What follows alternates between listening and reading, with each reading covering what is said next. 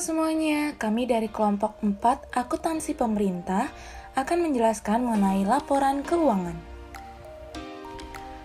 Apa sih yang dimaksud dengan laporan keuangan? Menurut Peraturan Pemerintah Nomor 8 Tahun 2006, laporan keuangan adalah bentuk pertanggungjawaban pengelolaan keuangan negara atau daerah selama satu periode. Tujuan pelaporan keuangan pemerintah menyajikan informasi yang bermanfaat bagi para pengguna dalam menilai akuntabilitas dan membuat keputusan, baik keputusan ekonomi, sosial, maupun politik.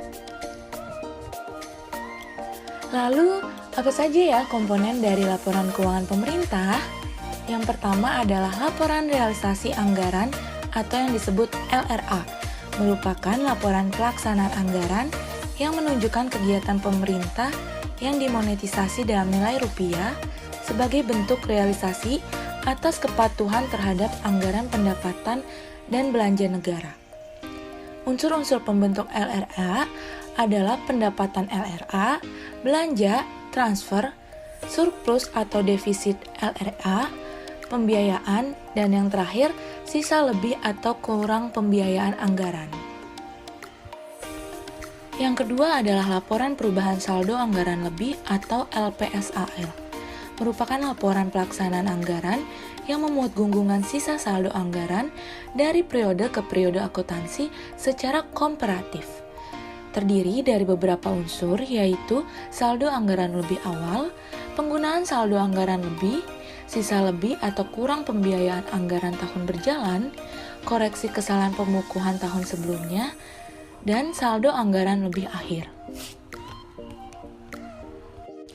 Dan yang ketiga adalah neraca, merupakan laporan finansial yang menggambarkan posisi keuangan pemerintah yang menyajikan secara imbang antara aktiva berupa aset dan pasifa berupa kewajiban dan ekuitas pada suatu tanggal tertentu dalam periode akuntansi.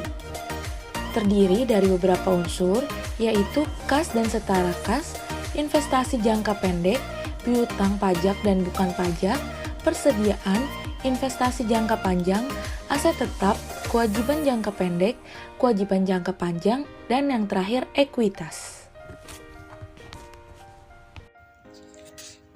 Selanjutnya yang keempat ada laporan operasional atau LO, adalah laporan finansial yang menyajikan rangkuman pengelolaan sumber daya ekonomi oleh pemerintah pusat atau daerah dalam suatu periode pelaporan yang menambah ekuitas. Nah, dapat lihat di samping ini ada contoh format pelaporan operasional pemerintah pusat, yang dimana di sini ada pendapatan. Nah, pendapatan ini terdiri dari pendapatan perpajakan, pendapatan negara bukan pajak, serta pendapatan hibah. Nah, untuk jumlah pendapatannya ini nanti ditambahkan dengan jumlah beban, lalu dikurangi sehingga mendapatkan surplus atau defisit dari kegiatan operasionalnya. Yang kelima ada laporan arus kas atau LAK, adalah laporan finansial yang menyajikan arus masuk atau keluar kas pada suatu entitas pelaporan yang berhubungan dengan aktivitas operasional, investasi aset non-keuangan, pembiayaan, dan transaksi non-anggaran yang mengubah saldo awal kas dan setara kas pemerintah pusat atau daerah selama periode tertentu. Nah, dapat lihat di samping ini ada contoh format pelaporan keuangan arus kas, yang dimana mencangkup dari penerimaan dan pengeluaran kas yang masuk atau keluar dari rekening kas umum negara atau daerah, yang dimana ada aktivitas operasional arus kas penerimaan atau pengeluaran kas yang ditunjukkan untuk kegiatan operasionalnya. Yang kedua ada aktivitas investasi yang penerimaan atau pengeluaran kasnya ditujukan pada perolehan atau pelepasan aset tetapnya serta investasi lainnya. Lalu yang ketiga ada aktivitas pendanaan, yaitu aktivitas penerimaan atau pengeluaran kasnya yang berhubungan dengan pemberian atau pelunasan piutang atau utang jangka panjang. Lalu yang terakhir adalah transitoris yang mencakup seluruh aktivitas transisi yang melibatkan arkasnya yang tidak berhubungan dengan anggaran yang sudah ditetapkan sesuai dengan APBDN. Nah, informasi yang arus kas berguna sebagai indikator jumlah kas di masa depan. yang akan datang serta berguna untuk menilai kecermatan atas taksiran arus kas yang telah dibuat sebelumnya. Selanjutnya yang keenam ada laporan perubahan ekuitas atau LPE, adalah laporan finansial yang menunjukkan kenaikan atau penurunan ekuitas disebabkan karena perubahan-perubahan langsung yang melibatkan akun ekuitas dan berbagai koreksinya pada saat proses pencernaan. Nah, dapat dilihat di samping ini ada contoh format laporan keuangan perubahan ekuitas baik pemerintah pusat dan pemerintah daerah yang dapat diuraikan dalam laporannya itu ada ekuitas awal, surplus atau defisit LO.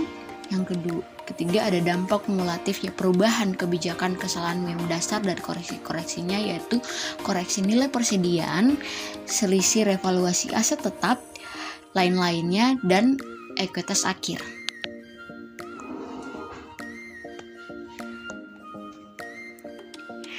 Selanjutnya ada hubungan antar laporan keuangan. Yang pertama LRA dan LAK, yaitu jumlah dan selisih dari transaksi-transaksi yang masuk ke LRA akan sama besar dengan perubahan yang terjadi pada kas pemerintah yang disajikan dalam laporan arus kas selain aktivitas transitoris.